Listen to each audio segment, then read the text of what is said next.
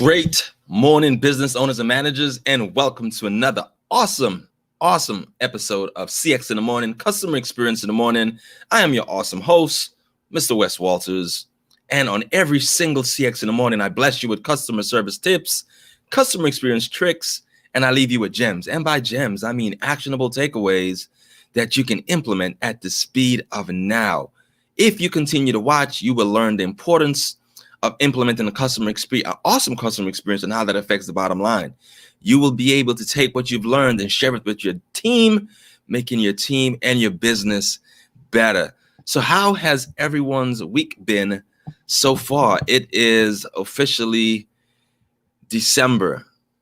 How has everyone's week been so far? And don't be shy. December does not mean the year is over. You still have 29 more strong days to make a lot of money. It's a lot of time left, and December is not a time to take your foot off of the gas. It is pedal to the metal right up until December 31.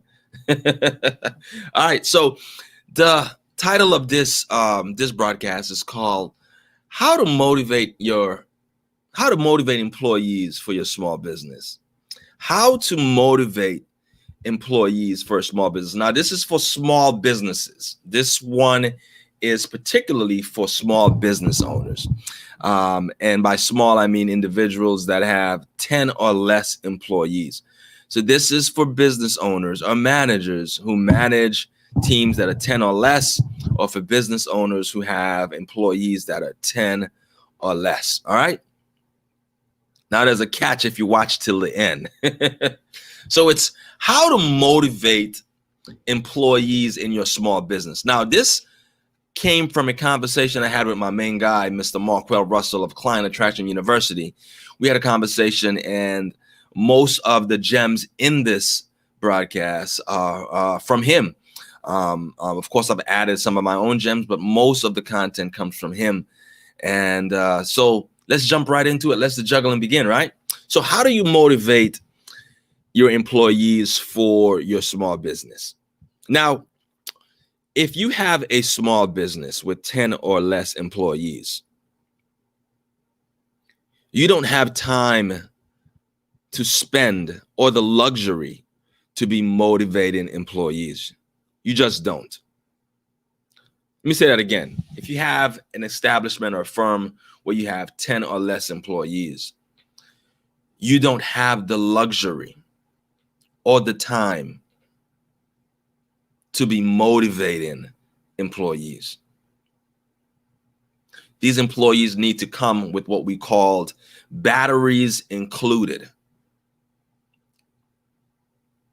Employees need to come to the table ready for action. Now, for a bigger firm, of course, there's HR, there is, self-improvement courses. There's a slew of different tools and avenues to motivate employees for a firm that is bigger than 10 employees. I get it. But something that's small, like 10 or less, employees need to come to the table with batteries included. The opportunity cost in trying to motivate employees, you as a small business owner, you don't have the time, because remember, as a small business owner, you're HR, you're marketing, you're running the business, you're coming up with new ideas, you're thinking of a legacy product. All of these things you're doing, and adding one more layer to motivate employees, you just don't have the time to do that or the luxury to do that. You do not have the time or the luxury. So now this goes back to, as if you have been watching, is always the difference between hiring for will and not hiring for skill. Hiring for will and not hiring for skill. This person has to have the will. They have to want to do it. So they're not coming to the table, well, I just need a job, and I'm not motivated to do anything. I'm just going to show up and do the bare minimum. No, this person that you're bringing to the table, to the team, or adding to the team, you're hiring them for their will to do it, not so much for the skill, because you can teach the skill. but you're hiring them for the will. So there are three things that you can look for when hiring for the will and not the skill, so that you don't have to find yourself in a position where you are quote unquote motivating employees. The first is that the employees that you bring on board is that they understand the vision, and most importantly, are able to articulate that vision in their own words. They understand the vision. After they hear the vision, they're still amped about it and are able to articulate that vision in their own words. It's the first of three things you need to look for when bringing on employees that you don't have to motivate. The second is they are able and willing to contribute to the vision. You have employees that are willing and able to contribute to that vision. So not only are the vision resonates with them and they embody the vision, but they're able to take their own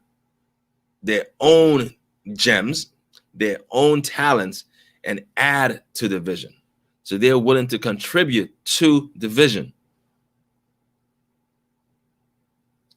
And number three on the list of ways to avoid bringing on employees where you have to motivate is that they are willing to share that vision with new employees coming on.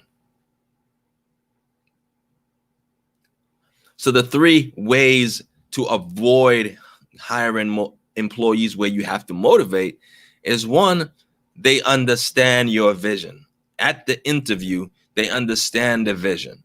And even after hearing the vision, they say, hey, 2 thumbs up, I am still on board. Second criteria is that they are willing to contribute to the vision. Yes, this is a vision, but they have a skill or a talent that can add more to the vision. They're willing to contribute to that.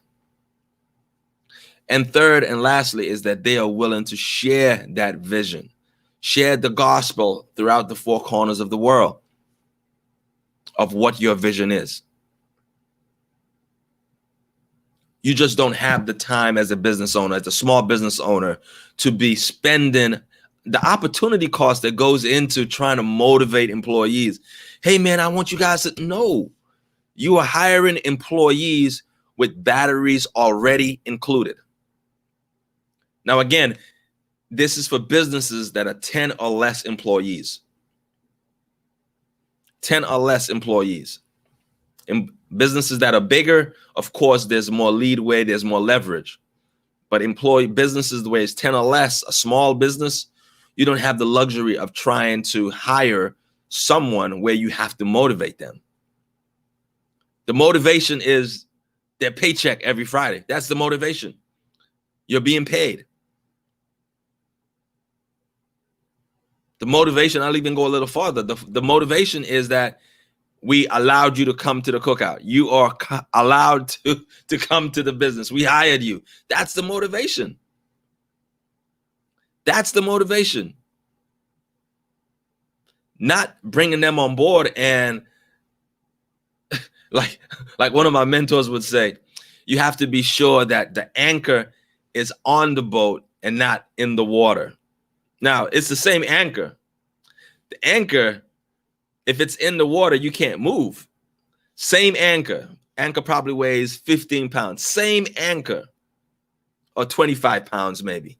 Same anchor in the water keeps the boat steady. Boat can't move.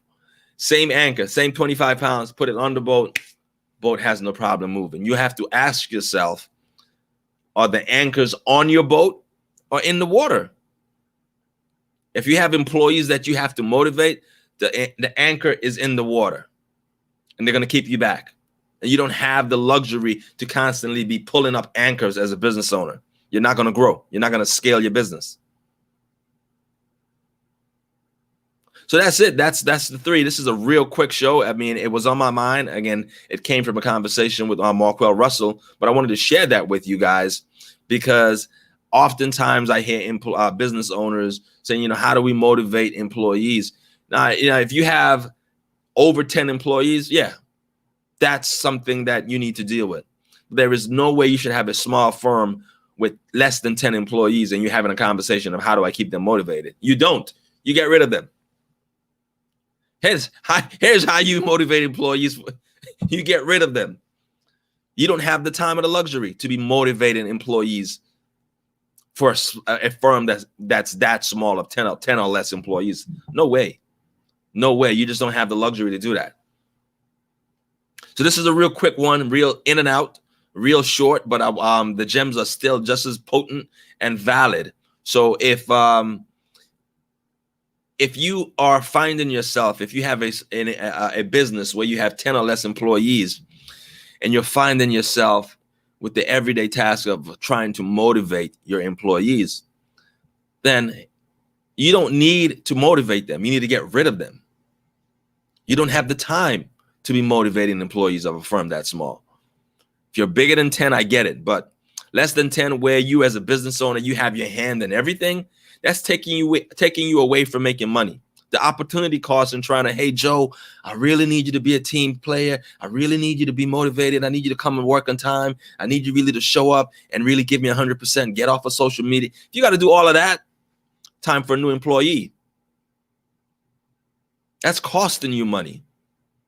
All right, so that concludes this episode of CX in the Morning. Now, if you need help implementing anything that you saw on this episode, no problem. Just shoot me a DM, or you can visit workwithwess.com, and that will get you in the system, and we will be able to serve you at the highest level. So if you know any business owners or managers, please definitely share this with them and let them know where they need to be every Monday, Wednesday, and Friday at 8 a.m. Eastern in the morning for CX in the Morning, Customer Experience in the Morning. That concludes this episode, and you guys have an awesome day, and let's crush those goals in December. Peace.